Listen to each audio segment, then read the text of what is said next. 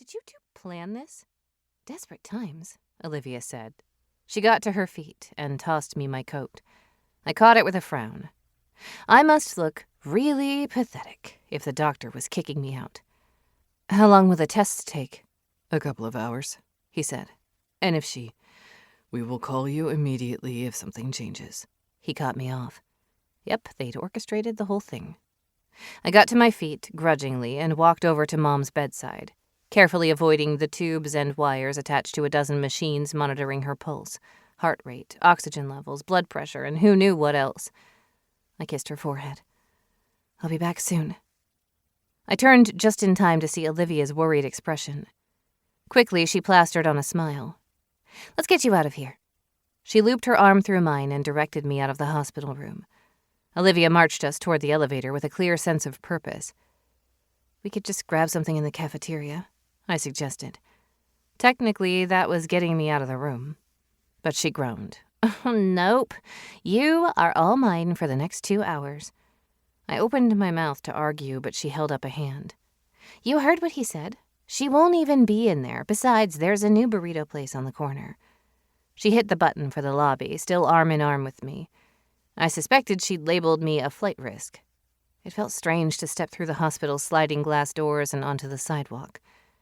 San Francisco was suffering a cold spell by Californian standards. I buttoned my coat, nearly bumping into a passing couple. Sorry, I muttered as they darted out of the way.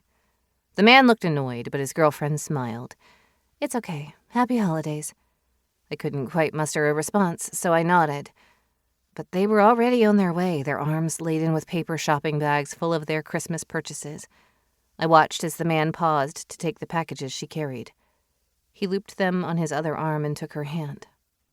A hollow pang rattled the broken pieces of my heart, and I turned away only to realize the entire street was full of couples and families out to do their holiday shopping. Let's get a burrito, I mumbled. Olivia offered me a sympathetic grin as she tugged me down the street. Come on, let's eat our feelings. My feelings tasted pretty good with a side of guac and sour cream. By the time we'd finished our massive burritos, I felt better. I wasn't about to admit that to Olivia, though.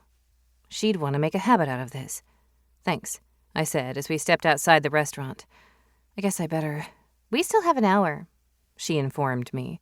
Don't even think that you're heading back yet. Fine. It was growing colder by the minute, and we huddled together as we walked. Across the street on the corner, I spotted a man watching us. Even from here, his eyes seemed too dark.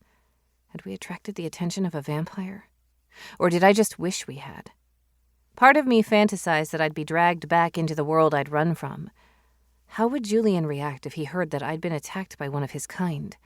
Would he even care? If he'd been telling the truth, that it was better for me to stay out of his world, he might.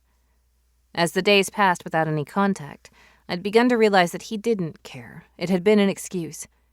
The truth was that I'd never fit into his filthy rich world. The stranger continued to stare as we drew parallel to him. From here, I could see 2 black voids where his eyes should be. A nauseating thrill shot through me. It was a vampire. Thea, what do you say? Olivia interrupted my thoughts with an insistent tug on my arm. Huh? I glanced over at her, then I remembered the vampire. Whipping back around, I discovered he'd vanished.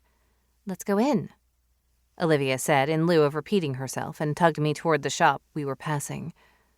I glanced at its battered door in time to read the peeling vinyl lettering. It said, Madame Lenore, and under it, fortunes told, with an illustrated hand beneath. There was no way I was going to get my palm read by some stranger while a vampire roamed the street outside. Wait, but it was too late. Olivia called a cheerful hello to the cluttered room. An old woman poked her head from behind a beaded curtain, cigarette dangling from her mouth. Come in, Madame Lenore called in a heavy accent. Take a seat. I will be right there. The beaded curtains tinkled as she vanished into the back. It took care to navigate the maze of oddities stuffed into the tiny shop. A haphazard collection of chairs from various time periods, a cabinet stuffed with tarnished silver, and books in English, French, and every other language that were piled and scattered everywhere. The fortune-teller floated back into the room in an array of colorful silks and pointed to a worn table nearby. We arranged ourselves around